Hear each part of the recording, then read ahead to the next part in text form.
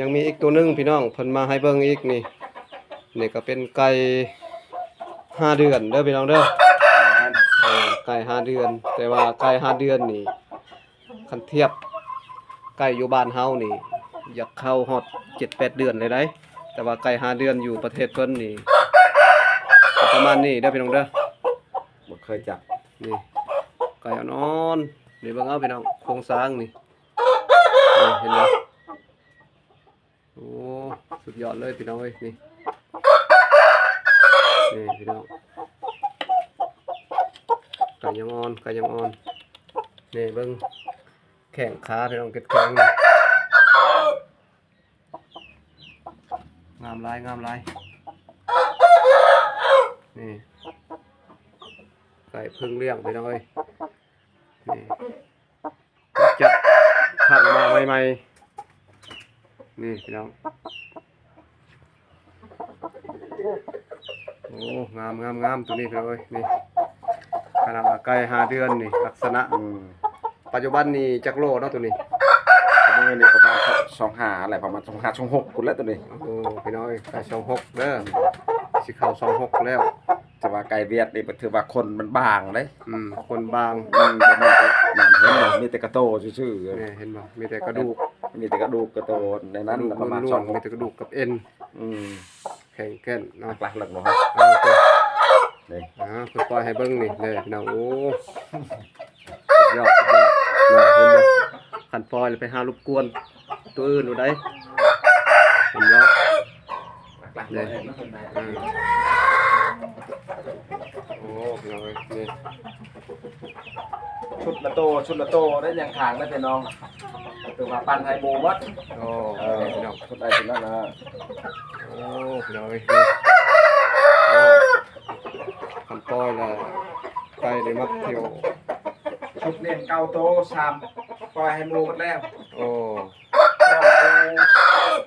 ไก่แม่ช้องไก่ทูตัวนึง3โตชุดนี้เก่าโต โอ้ มีอย่างเดือน6ชีตัวผู้2ตัวแม่ คือว่าแต่ละโตในแต่ละชุดนี่คือว่าบรุษเก่าโตเนาะนี่พี่น้องเอ้ยนี่พี่น้องมีแต่ไก่งามๆเด้อพี่น้องเอ้ยนี่ไก่มีกระดูกดีกระดูกใหญ่ไก่มีอดมีทนเทว่าไก่มีเหล่ามีกอแล้วไก่เทว่าเพิ่นได้พัฒนามาหลายปีแล้วพี่น้องไก่เพิ่นเองตัวนี้นี่โอ้พี่น้องเอ้ยสุดยอดงาม แต่ว่าเลี้ยงบ่หลายแต่ละไก่มันมีราคานะพี่น้อง เพิ่นเลี้ยงบ่หลายแต่ว่าเพิ่นเน้นเนาะเน้นคุณภาพนะพี่น้องเอ้ยถือว่าตัวผู้จักโตเนาะชุดนี้ 4 โตพี่น้องเอ้ย ตัวแม่เขา ตัวละสอง ชุดนั้นเท่าแกมาเอากับช่องแม่ฟูตัวนึง โอ้ ชุดนี้5ฟู อืม 5ฟู ชุดนี้สิได้ตัวผู้5 โต ตัวแม่ตัวแม่3ชุดนี้ 4โต 4 โตบ่โอ้เห็นบ่ เก่าโตชุดนี้แล้วพี่น้องเด้องามพี่น้องเอ้ยนะปัจจุบันนี่จักเดือนเนาะไก่พวกนี้ ตัวนี้ประมาณ4เดือนครึ่ง นี่แหละพี่น้องเอ้ยไก่4 เดือนเด้อพี่น้องเด้อ ถือว่าบ่เร่งหัวอาหารแห้งเด้อพี่น้องเด้อไก่ลิ้นนี่เด้อถือว่ามีเด้อว่าก็ธรรมดานี่แหละ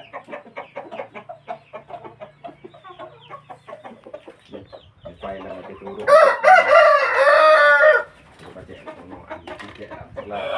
ในเมื่อก่อนนั้นเพิ่นก็อาชีพ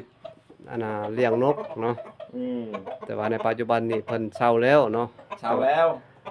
เพิ่นก็พัฒนาเลี้ยงไก่อีกเพราะว่าไก่นี่ถือว่าเลี้ยงง่ายกว่าเนาะหาความสุขให้มันหลายอยู่ในชีวิตก็พอแล้วเห็นไหมนี่พี่น้องโอ้พี่น้องเอ้ยเนี่ยเห็นบ่มีแต่ไก่งามๆเด้อบ่ตอนนี้อ้ายเพิ่นก็กำลังพัฒนาสร้างคอกใหม่เพิ่นว่าเฮ็ดยังทันได้แล้วทางเทิงนี่เนาะกำลังเฮ็ดตอนนี้ยังทันได้แล้วห หากเร็วครึ่งหนึงอยู่ทางลุ่มนี้มันเกาะขยายขึ้นเพราะว่าไก่เพิ่นหลายลูกค้า FC เพิ่นหันหลายเนาะก็เลยบ่มีบนคักเนาะแต่ละข้อมันเต็มแล้วเนาะเพิ่นก็เลยขยายเนาะขยายเพื่อให้พี่ให้น้องเฮาเองนี่แหละเนาะใครต้องการก็ไปเบิ่งไปชมเนาะราคาละคมก็เป็นกันเองเว้ากันตัวใดถูกใจตัวใดมักแล้วก็ตกลงกันนี่แหละพี่น้องคลิปนี้ก็ประมาณสำนีเด้อพี่น้องเด้อยังสิมีอีกคลิปต่อไปเราก็จะได้พบพออีกเนาะสิได้มาอัปเดต จักหน่อยพาน้องไปอยู่เฮือนหมู่ครูแบบว่าคนเวียดอีกไปเยี่ยมยามไก่ทุกคน เพิ่นก็สิพาพวกผมนี่แหละไปเยี่ยมยามไปท่องเที่ยวรับเบิ่งรับชมแต่ละชุมแต่ละภาพเนาะก็จะเรียกไปก็สิได้มาอัปเดตมารีวิวให้พี่น้องรับสุขสุขคนรับเบิ่งกันเนาะ